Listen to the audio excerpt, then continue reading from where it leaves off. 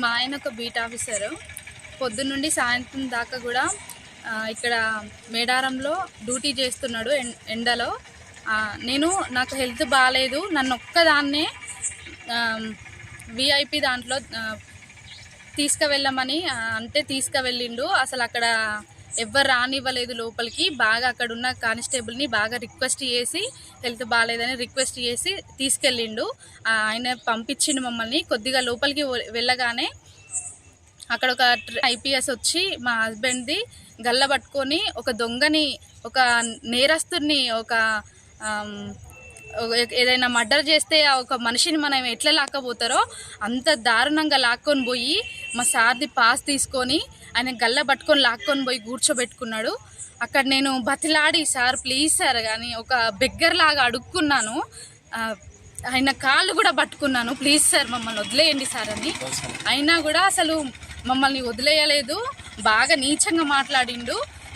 తను కాలు మీద కాలేసుకొని ఆయనకు ఒక హోదా ఉందని అధికారంతో బాగా అసలు నన్ను ఒక మనిషిలాగా, నేను ఒక ఆడ మనిషిని, నేను అసలు వాళ్ళ అమ్మ వాళ్ళ ఒక చెల్లగానో నేను అట్లా అనుకొని కూడా అసలు దారుణంగా నేను కాలు పట్టుకున్నా కూడా కనికరించకుండా ఆయన మాట్లాడిండు.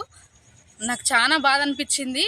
మా హస్బెండ్ లాంటి వాళ్ళు ఎంతోమంది ఇక్కడ పొద్దున్నుండి సాయంత్రం వరకు కష్టపడి వాళ్ళు ఒర్రుకుంటా మామూలు జనాలతోటి అరుసుకుంటా డ్యూటీలు చేస్తారు. అట్లీస్ట్ వాళ్ళ ఒక్క వైఫ్కి, నేను 10 మందిని తీసుకొని రాలేదు మా హస్బెండ్ ఎవరిని, నేను ఒక్కదాన్ని, అది కూడా నాకు హెల్త్ సరిగ్గా బాగాలేదు, తీసుకెళ్తే అంత దారుణంగా చేసిండ్రు మమ్మల్ని. ఇంకా లైఫ్లో అసలు మేడారం మొహం అనేది చూడకుండా చేసిండ్రు. నాకు చాలా బాధ అనిపించింది. గౌసలేం అనే ఆఫీసరు అక్కడ మేము అసలు ఒక వెహికల్ కానీ ఎలాంటివి తీసుకుపోలేదు. ఓన్లీ నడుచుకుంటా వాళ్ళని బతిమలాడుకొని వెళ్ళినాము.